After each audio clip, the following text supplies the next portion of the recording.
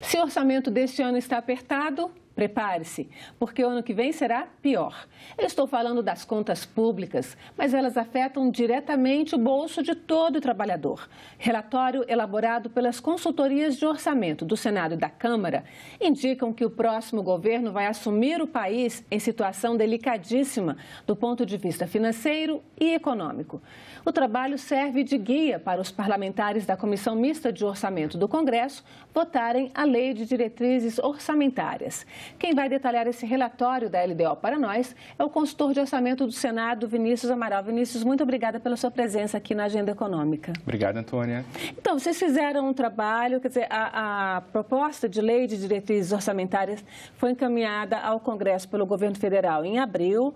Agora, no mês de junho, a comissão começou os seus trabalhos, está analisando, né, já está se preparando, na verdade, entrando na parte final de trabalho, e vocês apresentam esse relatório que, de fato, não é muito positivo. Vamos falar um pouquinho sobre isso. Queria apresentar para o nosso telespectador alguns parâmetros básicos que estão na LDO que vocês trouxeram à luz de uma forma mais clara para nós. Vamos ver uma série que é parâmetro de PIB, né, de IPCA, a taxa Selic, que são os juros básicos, né? E o câmbio, que é a cotação do real aí frente ao dólar, frente a outras moedas. Vamos falar um pouquinho de PIB, né? Está trazendo para 2019 uma perspectiva de crescimento de 3%, mas isso a gente já sabe que mudou. Esses parâmetros se mantêm, não? Isso, Antônia, é importante. As consultorias de orçamento da Câmara e do Senado, elas elaboram todos os anos uma nota técnica sobre o projeto de lei de diretrizes orçamentárias, e essa nota, ela é prevista no regimento, do Congresso Nacional, então ela faz uma análise sobre diversos aspectos do projeto que o Executivo encaminhou. Não chega a ser um cenário pessimista que está sendo visto por enquanto, né? Isso, então, a gente está falando de abril, porque esses números são os que se mantêm, mas, na verdade, eles foram encameados em abril, né? Foram encameados em abril. Não tinha tido ainda a paralisação de caminhoneiros, uma série de coisas. Isso é importante, né? Houve, nas últimas semanas, uma forte degradação de uma série de expectativas, mas para 2018. Não houve ainda uma degradação, uma piora muito grande nas expectativas do mercado para 19, 20 e 21. Né? Então, mesmo considerando as mais recentes estimativas de mercado, elas ainda se mantêm próximas dessas que o governo enviou em abril, né? Que é de uma inflação relativamente baixa ainda para padrões brasileiros, né, e estável, uma taxa também de câmbio de juros que para os padrões do Brasil não é uma taxa alta, e de um câmbio também bastante estável. Você veja que o câmbio para 2021 é projetado a um valor menor do que o está hoje, inclusive. Sim, né? A taxa Selic também, na verdade ela não é menor, ela é maior do que está, mas a gente tem aí uma possibilidade de aumento dessa taxa, né? Para conter outras situações econômicas. A parte cambial especialmente, né? Uhum. Agora, a questão interessante é, por exemplo, de ver o PIB, né?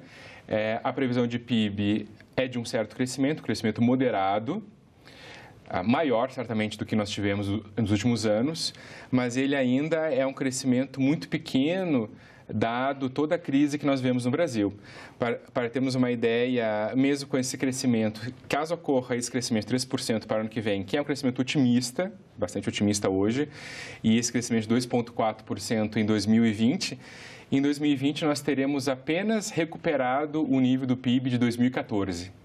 Para ter ideia do tombo que nós vivemos nesses últimos anos. Agora, a gente, quando ouve falar de orçamento, e o tempo inteiro quando a gente fala nas questões econômicas do país como um todo, o que mais se ouve falar é em déficit, né? Déficit das contas públicas, ou seja, as contas governamentais, o governo não está arrecadando o quanto está gastando para cobrir os seus gastos, né?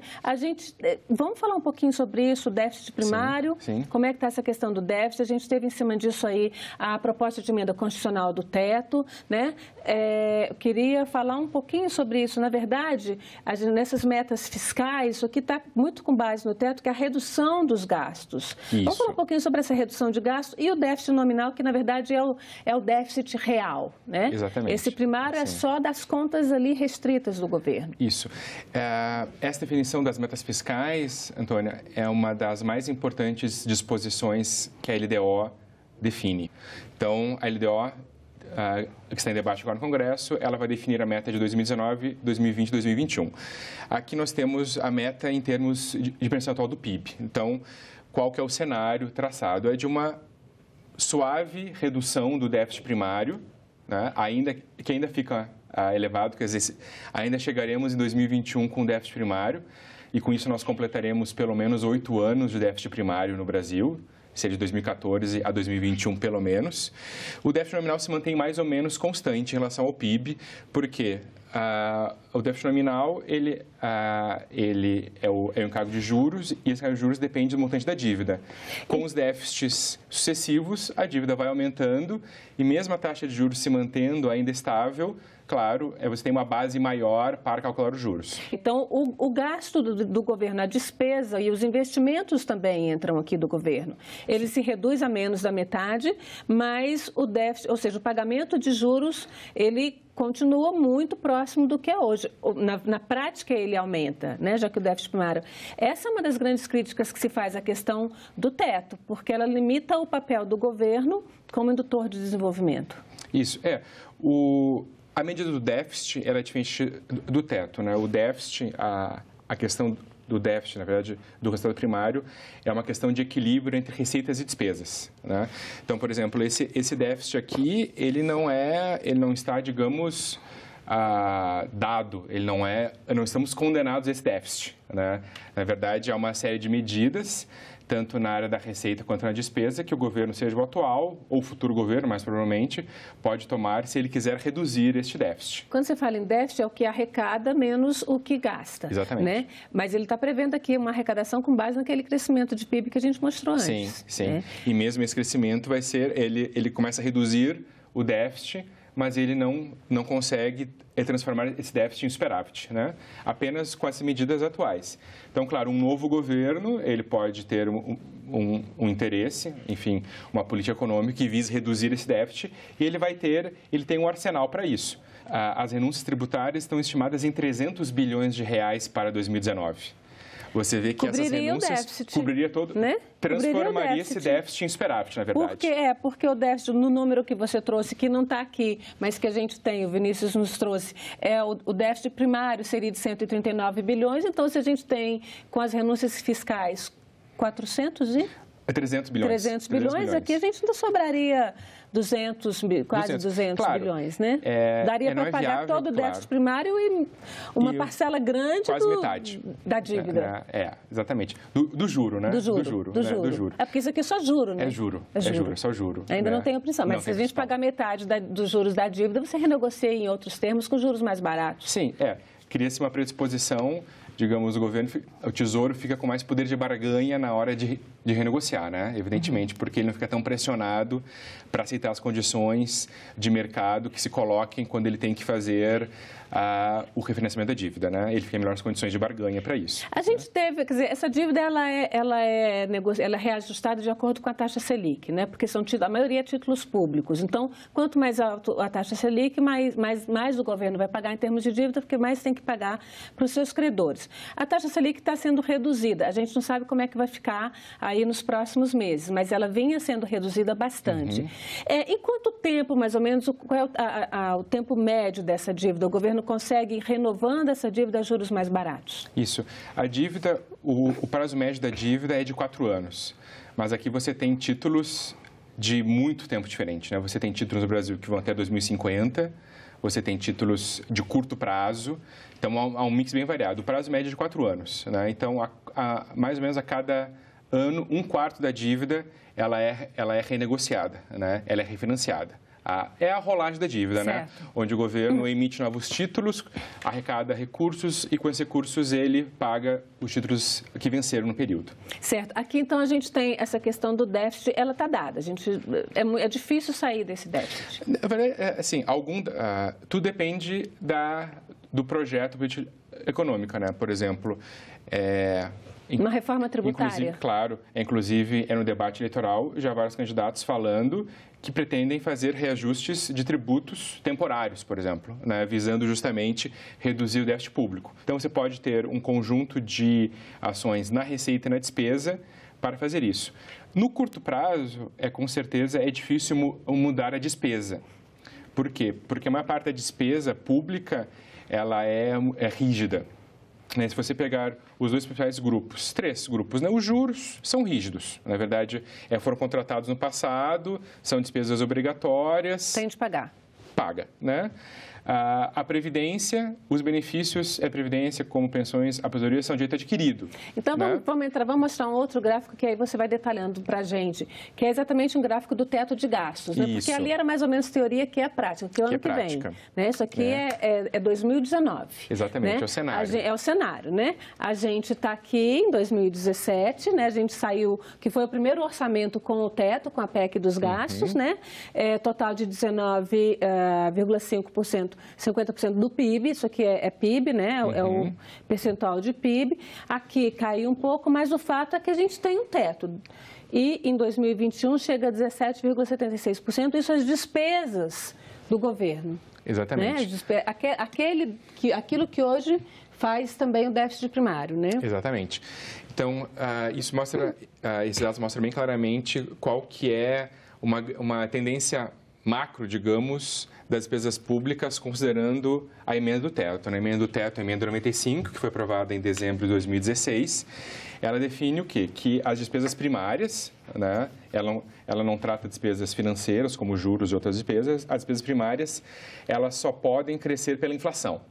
Na verdade, em termos reais, elas ficam congeladas em termos reais, né, só reajusta pela inflação. Só que há uma série de despesas que pela legislação, elas podem ter uma indexação, uma correção acima da inflação. Como, por exemplo, falamos que o governo elaborou essas estimativas considerando a regra do salário mínimo como sendo atual, que dá ganho real. E que só vale até 2019, que só vale até o salário mínimo do ano que vem. Mas ele pressupôs, o governo foi conservador, ele foi correto nesse sentido. Ele previu o pior caso, entre aspas, assim, um caso mais rigoroso. Para as finanças públicas, né? Então, pressupondo isso, a despesa sempre é corrigida acima da inflação, né? Porque você tem o ganho real do PIB do segundo ano anterior, né? Então, isso faz com que essa despesa ela vá crescendo em relação ao PIB, né? Então, ela passaria de 8,49% do PIB para 8,76% do PIB. É um certo princípio de redistribuição de renda. Se a economia do país está crescendo como um todo, é justo que os trabalhadores que recebem salário mínimo também sejam beneficiados por esse crescimento. Sim. Né? Só que a questão é que com o teto de gastos, toda despesa que subir acima da inflação, ela vai obrigar outras despesas a serem reduzidas, né? Essa é a questão. Então, por isso que o efeito principal do teto atualmente, ele é comprimir as despesas chamadas discricionárias, que são aquelas que não são obrigadas por lei. Mas são obrigatórias, elas não são obrigadas por lei específica, mas elas são obrigatórias. Elas não são legalmente obrigatórias. Elas podem ser quase obrigatórias no mundo real, né? Mas não são obrigatórias por lei. Não pode alguém chegar, a princípio, né? Não pode ninguém tem o direito subjetivo de ir ao judiciário e exigir aquela despesa.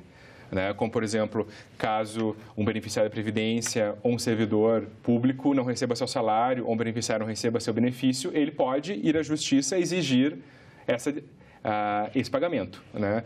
No caso de discricionárias, não há esse cenário. Então, tudo que é investimento está naquela linhazinha de despesas discricionárias, todo o custeio é da administração pública, né? Essa energia elétrica que está aqui nos iluminando, esta água que está aqui, serviços de segurança, vigilância, água, energia, toda essa manutenção dos órgãos públicos, ela está dentro dessas despesas discricionárias. Isso vale para os 3 poderes, judiciário, legislativo e executivo? Vale para toda a União. Toda a União, né? Então, acontece, no momento que várias despesas obrigatórias sobem acima da inflação, as despesas que não têm uma garantia legal, digamos, de serem executadas, elas vão sendo pressionadas. E até você vê que, mesmo em proporção do PIB, essas despesas elas vão cair a quase 1/3. Em 2021, caíram a quase 1/3 do que foram em 2017. Certo. E aqui a gente tem, só o que aumenta um pouquinho é a despesa previdenciária. Isso, porque ela sobe acima da inflação, né? Abre pra gente, detalhe um pouquinho mais essa conta, porque a gente fala em previdência, a gente pensa só em aposentadoria, não é só isso, é muito mais, né? Isso, nesse caso aqui você tem todos os benefícios do INSS estão nessa conta aqui, Previdência. Que é a aposentadoria, as pensões, os auxílios. Né? Exatamente. Licença maternidade entra aqui, não? Sim. Entra também? Sim. Né? Então, está tudo aqui, tudo que vai para a população mais carente está nessa fase de despesa da Previdência. Tudo aqui. Tá. Pessoal, gasto com pessoal tem redução. Como é que acontece essa redução? Isso. Redução por quê? Né? No caso, está se pressupondo que esses gastos crescem abaixo do PIB. Né, cresce abaixo do PIB. Então, o crescimento, ainda que haja um crescimento real, ele é abaixo do PIB do período. Tá, porque aqui a gente está tratando de percentual do PIB. Exatamente. Tá. Despesas obrigatórias. Essa faixa de despesas obrigatórias ali é o quê? Que também cai? Aqui há um enorme número de despesas aqui dentro. Despesas aqui dentro. Então, algumas delas caem, outras sobem. Né? Então, por exemplo, aqui dentro você tem auxílio, seguro-desemprego. Né? Das despesas obrigatórias. Isso, seguro-desemprego, abono salarial, despesa obrigatória, né? Que são despesas muito fortemente vinculadas ao mínimo. Aqueles financiamentos de saúde, educação, segurança que estão previstos em lei. Sim. Estão aqui também nas obrigatórias? Sim, eles estão divididos, né? Então, por exemplo, a saúde, você tem uma parte como despesa obrigatória e uma parte como despesa discricionária, né? Educação, você tem uma parte muito grande impessoal mesmo. Por exemplo, os professores e servidores das universidades federais, eles estão em pessoal. Vamos mostrar, então, uma outra arte que a gente tem, que a gente abre um pouquinho essa faixa vermelha, que são as despesas discricionárias. Dentro daquele valor lá, o que a gente tem a previsão para 2021, dentro daquele gráfico anterior, é que a gente tem disponível 52, aqui a gente está aí montando 52 bilhões, né? Um pouco mais de 52 bilhões. Mas, na verdade, as despesas previstas superam isso, superam 73 bilhões. O montante não está aí, mas essa continha ali dá 73 bilhões e 600 milhões. Como é que vai fazer essa mágica aí? Como é que essa despesa de 73 vai caber dentro de 52, que é o que tem disponível? Essa é uma boa questão para o próximo presidente, né? Isso daqui nós fizemos nessa nota técnica, nós divulgamos, e ele mostra como que a aplicação do teto de gastos nos próximos anos vai levar a um estrangulamento dessas despesas discricionárias, considerando que todo o cenário da despesa legislada, digamos assim, se mantém igual, né? Ou seja, caso se mantenha a Previdência como está, caso se mantenham todas aquelas outras despesas obrigatórias como está, elas, e o teto mantido, elas pressionam essas despesas discricionárias. Só que essas despesas discricionárias, elas não são tão discricionárias assim. Pode ter corte. Quando a gente fala discricionária, parece que a gente está dizendo algo que há uma liberdade total de fazer ou não fazer, mas não é bem assim. O governo faz se quiser, não é? Não é bem assim. Por quê? Por exemplo, a saúde existe pela Constituição uma aplicação mínima em saúde. Né? Uma boa parte desse gasto mínimo em saúde é feito através de ações obrigatórias, né? Como, por exemplo, o piso da saúde, né? E outras despesas são despesas que no orçamento são discricionárias. O governo tem a obrigação com um montante total de aplicação, mas não com aquela despesa específica. Entendi. O importante é o montante. Então, a parte disso que é discricionário. As emendas individuais também, que também estão na Constituição, apesar de elas serem de execução obrigatória, no orçamento elas são classificadas como discricionárias, porque elas podem ser contingenciadas também. Então, não é somente uma despesa obrigatória como o seguro-desemprego, digamos, né? E o custeio é todo esse funcionamento básico da administração, serviço de vigilância, provavelmente limpeza. Vai cortar aí. Mas existe um limite do que pode ser cortado, né? Senão você para a administração. Você não vai funcionar, né, a administração sem energia elétrica. Sem rede de computadores. Isso não vai funcionar. Então, né? A gente tem, detalhando ainda um pouquinho mais aquilo, a gente tem aqui os gastos com saúde e educação, que são dois pontos fundamentais para a população, onde o Estado se faz mais presente ou não, né? A questão da saúde, a gente teve investimentos maiores em 2017, 2018, uma previsão, teve um crescimento pequenininho, agora na educação cresceu bastante. Você acha, então, que na hora de cortar, são 2 pontos que podem ser cortados, que o governo pode optar por cortar? Isso é uma questão muito importante, porque esses pisos de aplicação em saúde e educação, eles foram modificados pela emenda do teto, né? Então, o que acontece interessante é o seguinte, o piso, a aplicação em saúde, o gasto do governo federal em saúde sempre esteve muito próximo do piso, o que sempre foi muito criticado, mas, no entanto, nesse momento não é algo tão ruim assim, né? Então, veja, em 2017, 2018, o governo gasta um pouquinho acima do piso, né?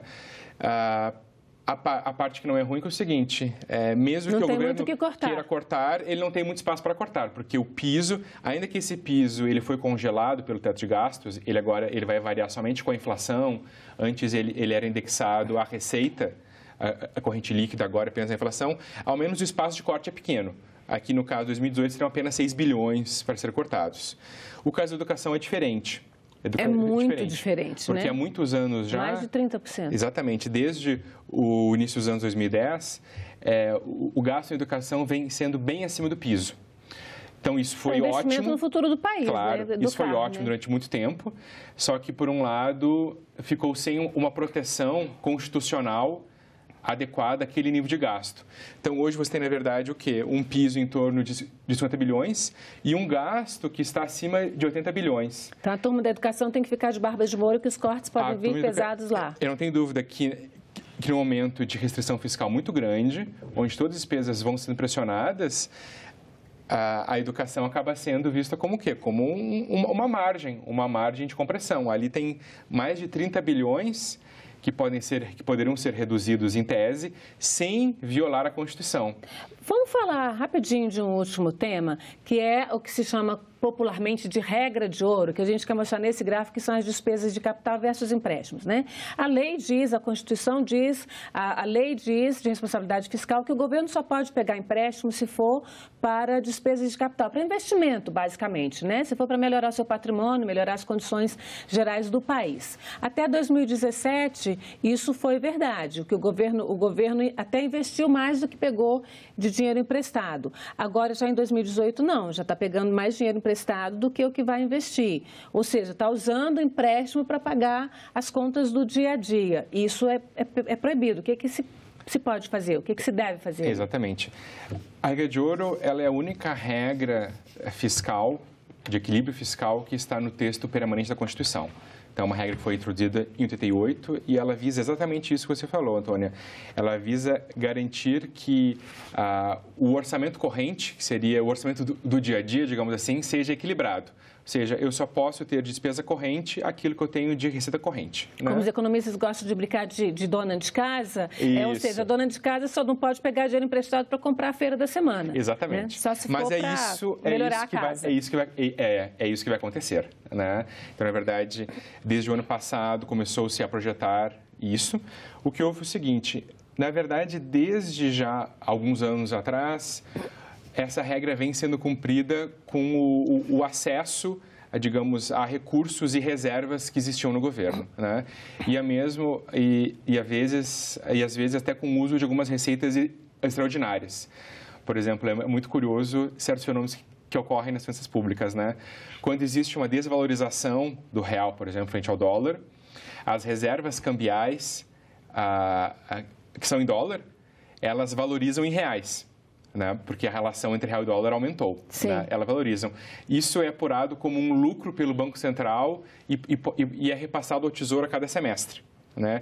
Isso, inclusive, é um dos fatores que vem ajudado, nos últimos anos, a regra de ouro a ser cumprida. Tá? Então, nos últimos anos, a regra de ouro, porque estamos em déficit desde 2014, então a regra de ouro ela foi cumprida nos últimos anos com diversos... Jeitinhos.